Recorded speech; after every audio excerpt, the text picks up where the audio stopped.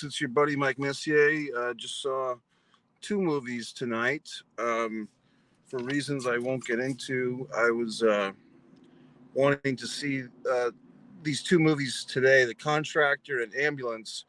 But on Monday night, I saw Morbius. And this is, I guess, another one of these big Marvel comic universe movies. As some of you might know, the longtime watchers of Mike's Instant Movie Reviews, I typically see most movies in the theater. I'm not really a home viewing guy. I find myself, I can't really relax.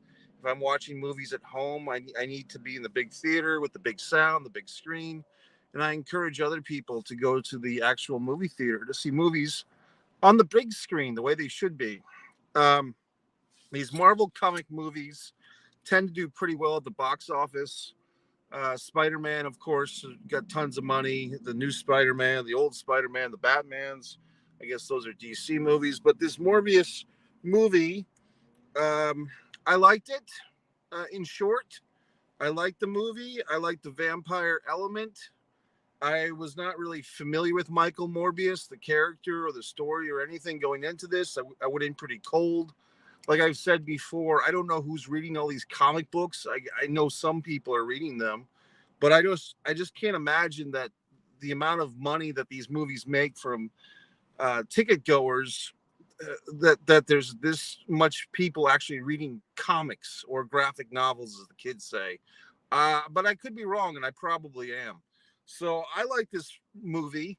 The actor, was it Jared Leto? Was it somebody else who played Michael Morpheus? I thought he did very well. I thought he was very good. I couldn't think of some other actor to play the character. I thought he did great. Um, you know, the themes of like these two guys that are kind of brought up as friends in the hospital, and they've got these physical handicaps, and they want to cure themselves, or they want to get cured, so they're sick of getting bullied. All these things are pretty interesting.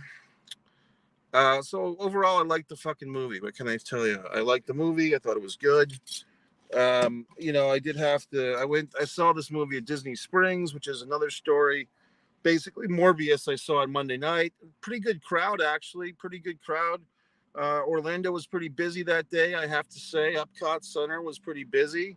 It was a hot day. And the movie theater was good, although there was, it was one of those deals where I was hungry, and I try to keep these movie theaters in business, so I buy their overpriced food sometimes. At this Disney Springs, they have the dining service to your table. They actually bring the food to your table. You get like a fucking heated chair, a heated recliner in this fucking place, Disney Springs movie theater. But basically, they forgot my milkshake. I mean, I ordered a fucking cheeseburger, side of onion rings, and a milkshake, and they forgot the milkshake. So I had to leave the theater at one point to go remind them about my chocolate milkshake.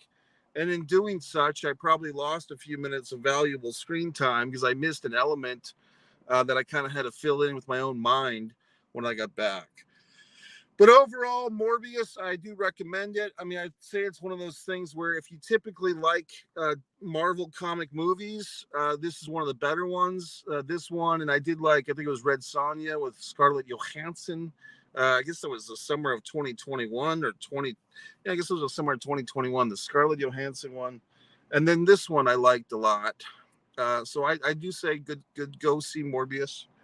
The next movie on our review reaction itinerary is the first movie I saw today, The Contractor. Now, some of you might know that I don't like to watch previews. I don't like to read reviews before I see a movie. I want to see it cold as oatmeal, overnight oatmeal. When that's the new trend. You put the fucking oatmeal in the refrigerator overnight and then you eat it. It's like a two-step process. You have to make your breakfast the night before. But yeah, I like this movie as well. The Contractor, very intense. What's it about? It's about a military man who basically gets, discharged from the military.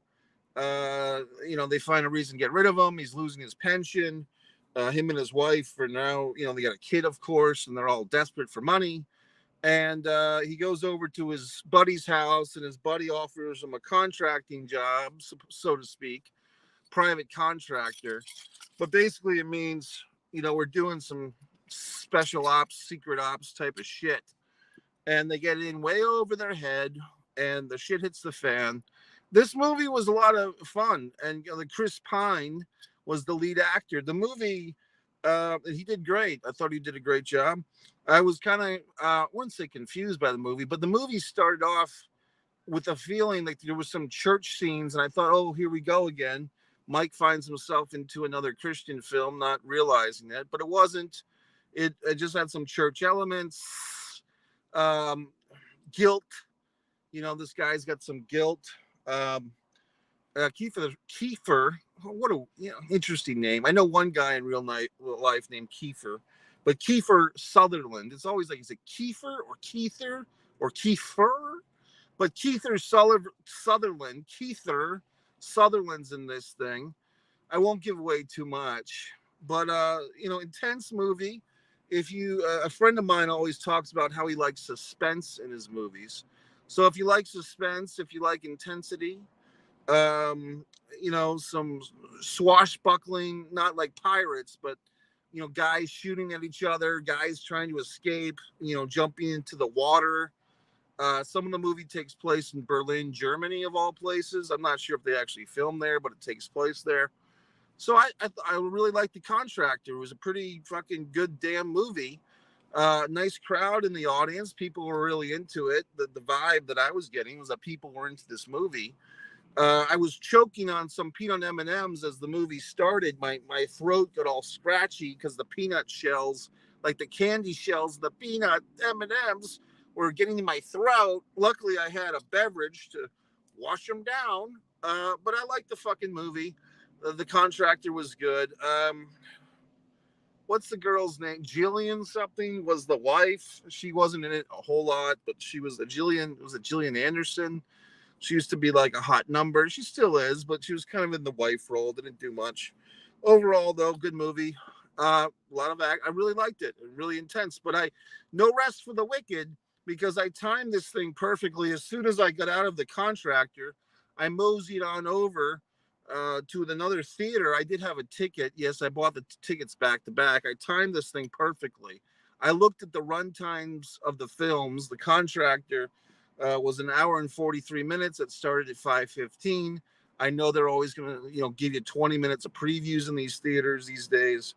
And so I said, oh, okay, if the movie is an hour and 43 minutes, if I leave the theater as soon as the movie ends and don't watch all the credits, I have a little bit of a break, and then I got to get right into the next theater. And it all worked out perfectly. I got into the second theater with about 5 minutes to spare. Even caught a preview of the next Jurassic World film, or Jurassic Park, or Jurassic Experience, or whatever the fuck it is, which looked very good. It looks like the CGI or the special effects or whatever the fuck have been improved for 2022. So whenever this new Lost World comes out, it should be fun. Then we get into this movie, Ambulance. First of all, I gotta say, kind of the starlet of this film, one of the prettiest women I've ever seen in my life, as far as a movie star goes. This Ezia Gonzalez, is that her name? Ezia, is her last name Gonzalez? I don't know, but very striking beauty. Plays this ambulance EMT, basically. And, she's got a background, of course, blah, blah, blah.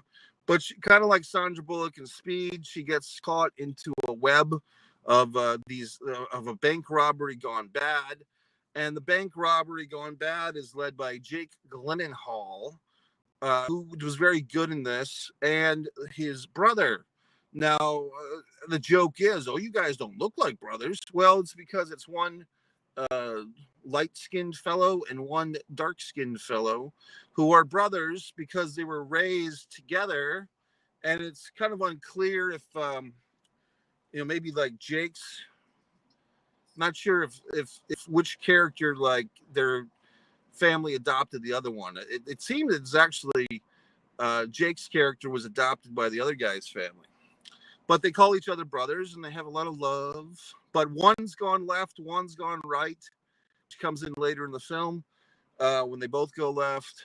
And basically, one's done a life of crime, and one's done a life of not crime. So the whole big thing is, what are we going to do from here, gentlemen? And the guy, it's kind of interesting because both of these movies had some similar scenes without not too much of a spoiler, but they both movies, The Contractor and Ambulance, had scenes where characters had to give blood to other characters, like in a bootleg way, like not in a nice hospital way, but like just like, oh, you're gonna give me some blood from my arm. It's kind of weird. Like you see that, I never saw that in one movie before, and now I'm seeing this in back-to-back movies. So I don't know if this is the new trend for films to have scenes where characters give each other blood transfusions in a bootleg manner. Trying to think what else. It was just a very like a adrenaline rush of a movie. You know, high stakes. City of Los Angeles. If you live in Los Angeles, if you're a fan of the city of Los Angeles, I'm assuming it was filmed in Los Angeles because it takes place there, and very much, you know, all over the streets of LA. Exciting movie. You don't want to leave the theater for a minute because you might miss something. High paced. Like a lot of these films, there's always some shootout and guys turning against each other and all that stuff. A Michael Bay film, I guess I should have mentioned that. Michael Bay's done tons of big movies like this, big, crazy action movies. But I think this was one of his better ones. I want to say that, didn't he do that Tom Cruise, Jamie Foxx one a long time ago? Like that had like a cab in it or something. Something like that, right? So I like this movie. I enjoyed it. I thought it was good, very exciting. Coming out of The Contractor and going right into Ambulance, it was like an adrenaline rush. And both films had characters, themes, if you would, of former military guys who are now being abandoned by their government, our USA government. And so it's kind of sad, you know, because that's a real thing, to be honest with you. So forth and so on. So support your military veterans. Overall, I like the fucking movie once again. So, I mean, of the three, you know, I didn't really come out here to, you know, compare and contrast. I would just say that The Contractor was probably the biggest pleasant surprise for these three films because I really had nothing to think about going into this movie. No hype, no hyperbole. But I thought it was really delivered beyond my expectations. The Marvel movie, the Morbius, I liked it as well. I liked the character also in that movie, Michael Morbius. There's a thing where his name is Michael, so he keeps hearing these haunting voices, Michael, and it was kind of scaring me because that's my name. So I kind of felt like the pain of this character because he's getting Michael. These demented voices are calling out to him, and I'm like, that's me. What else? I did tweet Whoopi Goldberg today, and I tweeted her. I said, "Tweet Whoopi Goldberg. Why do you use the Kermit voice when you're introducing a topic on hashtag The View or @ The View? When you're introducing a segment that you find absurd or ridiculous? Why drag poor Kermit into this?" You might be wondering, what the fuck am I talking about? On The View, which I do watch sometimes, Whoopi Goldberg often breaks into these weird different voices. And to be honest, I don't know if she's mocking white people. I don't know if she's mocking a Karen, so to speak. I don't know what she's doing. The other hosts just kind of sit there and nobody comments on it. But Whoopi will go a whole segment in some weird different voice. And today it sounded like Kermit the Frog. It hasn't always sounded like that, but today I'm like, is she doing Kermit? What is she doing? So I think what she's doing is she's showing that she doesn't really care for the topic that they're about to discuss. So she's distancing herself from the material of which she is presenting by doing a goofy voice to kind of passively tell us to indicate that she is not fully engaged or approving of this story getting airtime, but yet it's her job to introduce the story. So the way she compromises this is to do some goofy voice. It's fine, but it's a little bit weird. It's kind of like bringing attention to yourself rather than the topic. And look, if you're going to be a journal, and look, I know The View is a different type of show. It's not exactly straight journalism. It's perspectives and opinions and all that shit. But still, I think if you're going to present material to be talked about, you talk about it. You don't fucking goof on it while you're doing it. I mean, then you're just a goddamn streamer, okay? So any effing fucking way, it's Thursday night.